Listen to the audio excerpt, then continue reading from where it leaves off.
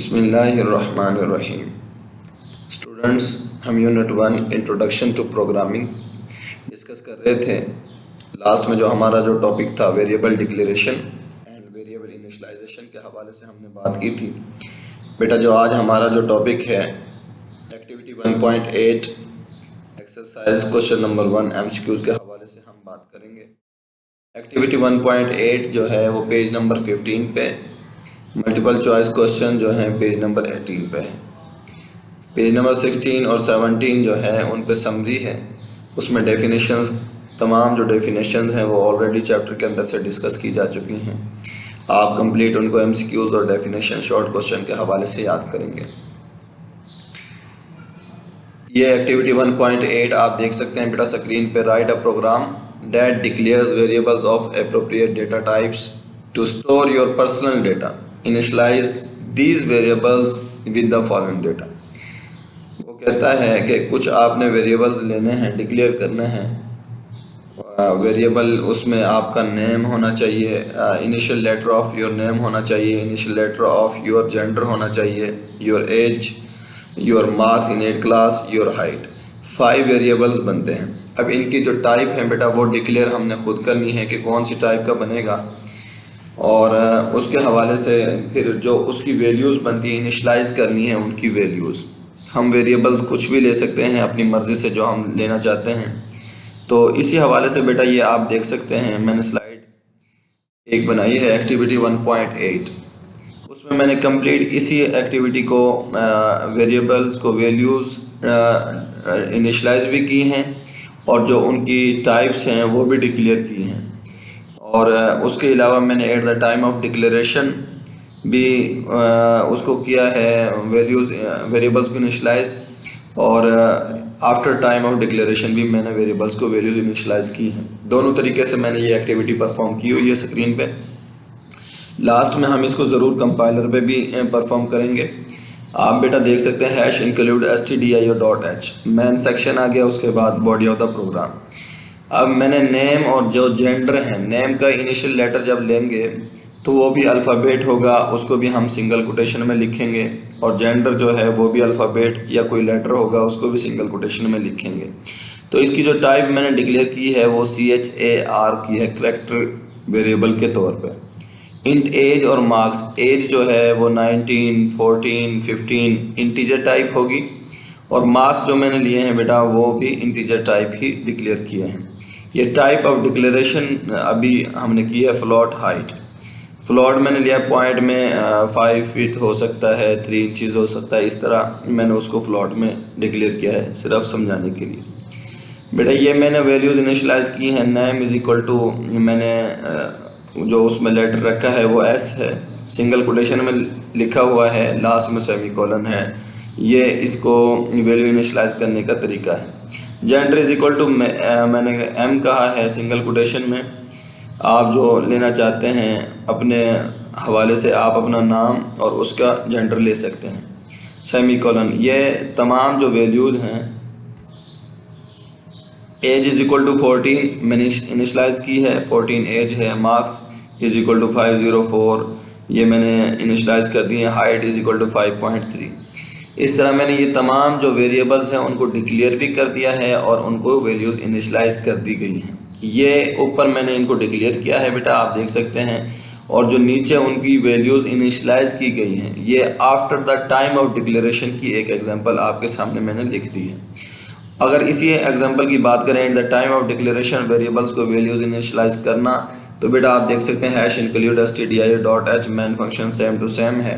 CHAR character जो type variable लिया था नेम, उसकी वैल्यू मैंने उसकी डेटा टाइप डिक्लेयर करते हुए ही मैंने उसकी वैल्यू उसको इनिशलाइज कर दी है S, comma gender is equal to M, int age is equal to 14, marks is equal to 504। ये मैंने वैल्यूज इनिशलाइज की हैं जो 3 टाइप्स के करैक्टर टाइप, इंटीजर टाइप और फ्लोट टाइप वेरिएबल्स लिए थे। उनकी वैल्यूज़ भी मैंने at the time of declaration ही उनको वैल्यूज़ असाइन कर दी हैं। Float height is equal to 5.3। Simple सी एग्जांपल थी बेटा, इसको हम प्रैक्टिकली तौर पे भी परफॉर्म करेंगे लास्ट में। नेक्स्ट हमारा जो क्वेश्चन है वो MCQs के हवाले से है। सॉफ्टवेयर मैं MCQs आपको ऑप्शन बता देता हूँ। Software that facilitate programmers in writing computer program is known as NIDE। Option इसकी मैंने रेड पॉइंट उस पर लगा दिया है बेटा, आप इससे अंदाज़ा लगा सकते हैं। Dash is a software that is responsible for the conversion of program files to machine understandable and executable code. Compiler होगा उसका जो कि सोर्स कोड को ऑब्जेक्ट कोड में या हाई लेवल लैंग्वेज जो कोड है उसको मशीन कोड में कन्वर्ट करता है। Every programming language has some primitive building blocks and follows some grammar rules known as its syntax. कोई भी ग्रामेटिकल रूल्स हैं to write in a programming language called its syntax, उसका syntax कहलाते हैं। उसका तरीकाकार जो होगा लिखने का उसको उसका सिंटैक्स कहेंगे। जो रूल्स फॉलो किए जाएंगे किसी भी लैंग्वेज में वो उसका सिंटैक्स कहलाते हैं। A list of words that are predefined and must not be used by the programmer to name his own variables are known as reserved word or keywords। इनको रिजर्व वर्ड कहेंगे बेटा, जो ऐसे अल्फाज जो पहले से ही प्रीडिफाइंड हों और उनका कोई ख़ास टास्क हो, वेरिएबल के नाम के तौर पे भी इस्तेमाल नहीं हो सकते हों, उनको आप रिजर्व वर्ड्स कहते हैं। Include statement are written in dash section. जो इंक्लूड स्टेटमेंट है at the top of program लिखी जाती है। At the top of program जो होगा सेक्शन हमारे पास वो हेडर सेक्शन होगा बेटा। नेक्स्ट बेटा हमारे पास जो MCQs है MCQ 6 dash are added in the source code to further explain the techniques and algorithm used by the programmers. Comments ऐसी चीज़ें हैं जिनको हम सोर्स कोड में ऐड करते हैं, इसलिए ऐड करते हैं कि कोई बात हमें बाद में देखना पड़े तो वो हमें याद रहे, या कोई कमेंट्स इसलिए पास किए जाते हैं कि जो हम बात लिख रहे हैं उसके मुतालिक कोई कमेंट्स देना या रिमार्क्स लिखना। Dash are the values that don't change during the whole execution of program. Constants values हैं that can not be change during the execution of program बेटा। Float uses dash bytes of memory. फ्लोट के हवाले से आपने जो अपनी book पे पढ़ा था वो 4 बाइट्स ऑफ मेमोरी रिक्वायर्ड होती हैं एक फ्लोट के लिए। फॉर इनिशलाइजिंग अ वेरिएबल वो यूज डैश ऑपरेटर। वेरिएबल्स को वैल्यूज जो इनिशलाइज की जाती हैं वो इक्वल असाइनमेंट ऑपरेटर जिसे कहते हैं उसके ज़रिए से की जाती हैं। लास्ट में बेटा हमारे पास 10 जो MCQs है। Dash can be thought of as a container to store constants. Variables जो हैं can be thought of as container to store constants. जो वैल्यूज असाइन की जाती हैं वो वेरिएबल्स को की जाती हैं बेटा। वेरिएबल इसकी ऑप्शन होगी। अब नेक्स्ट जो बेटा मैं आपसे डिस्कस करना चाह रहा था, मैंने ये कहा था कि इस प्रोग्राम को एक्टिविटी 1.8 को हम कंपाइलर के ज़रिए से परफॉर्म करेंगे। तो उसके लिए बेटा मैंने कंपाइलर पे जो कोड ब्लॉक है उस पर मैंने इस प्रोग्राम को आप देख सकते हैं स्क्रीन पे लिखा हुआ है।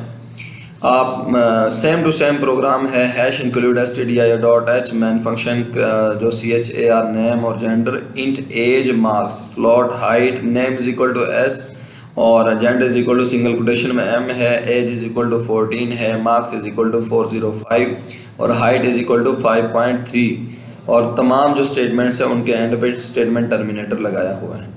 प्रिंट एफ मैंने एक ही प्रिंट एफ स्टेटमेंट यूज़ की है सिर्फ आप लोगों को आउटपुट दिखाने के लिए कि जो हमने वेरिएबल्स इनिशलाइज किए थे और उनको जो वैल्यूज़ हमने वेरिएबल्स जो हमने डिक्लेयर किए थे और उनको जो वैल्यूज़ इनिशलाइज की थी वो परफॉर्म होती हैं या नहीं, हमारा प्रोग्राम आउटपुट सही देता है या नहीं। इस वजह से मैंने प्रिंट एफ सिंगल में ही तमाम जो वैल्यूज़ हैं उनको प्रिंट करने का कहा है। %C दो जो करेक्टर टाइप नेम और जेंडर उनके लिए मैंने फॉर्मेट स्पेसिफायर यूज़ किया %D और ये % जो D है ये मैंने एज और मार्क्स के लिए फॉर्मेट स्पेसिफायर यूज़ किया और लास्ट में %F फॉर हाइट।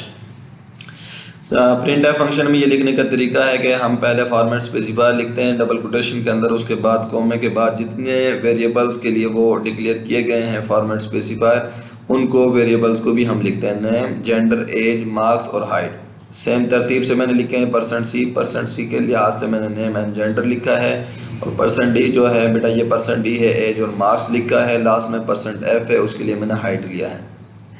सिंपल सा प्रोग्राम है। अब इस प्रोग्राम को बेटा हम एग्जीक्यूट करते हैं। आप देख सकते हैं यहाँ पे ये ऑप्शन जो है आप देख सकते हैं यहाँ पे लिखा हुआ आ रहा है RUN रन। आप इस प्रोग्राम को रन कर सकते हैं।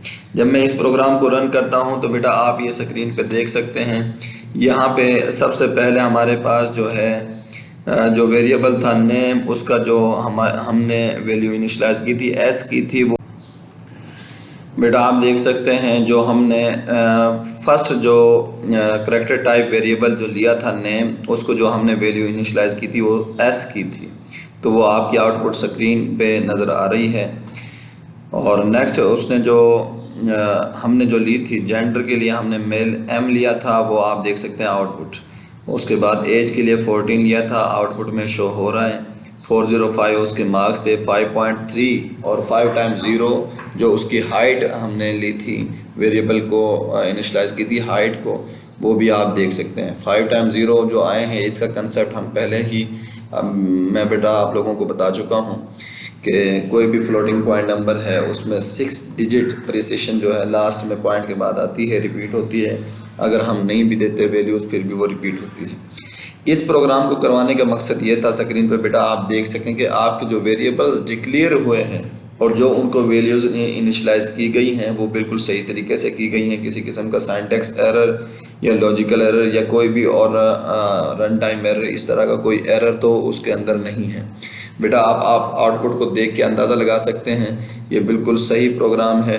नेक्स्ट अगर आपने कभी भी कोई प्रोग्राम बनाना है तो आप कोड ब्लॉक को यूज़ करते हुए ऐसे प्रोग्राम बना सकते हैं और उनको वैल्यू इनिशलाइज डिक्लेयर करने के बाद आउटपुट स्क्रीन पे देख सकते हैं। प्रोग्राम का ये प्रिंट एफ वाला जो स्टेप मैंने किया है ये समझाने के लिए किया है, ये प्रोग्राम एक्टिविटी में शामिल नहीं है।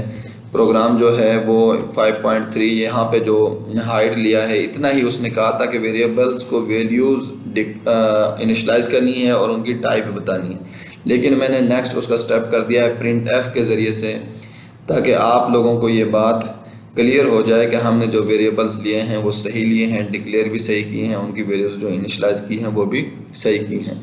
उम्मीद करता हूँ बेटा आप लोगों को ये लेक्चर बिल्कुल सही तरीके से समझ आया होगा और नेक्स्ट इंशाल्लाह आपसे ये भी उम्मीद करता हूँ कि आप ये अपने कंसेप्ट अच्छे तरीके से याद रखेंगे और नेक्स्ट कभी भी कोई इस तरह के हवाले से बात होती है तो आप उसको ईज़िली अंडरस्टैंड कर सकते हैं।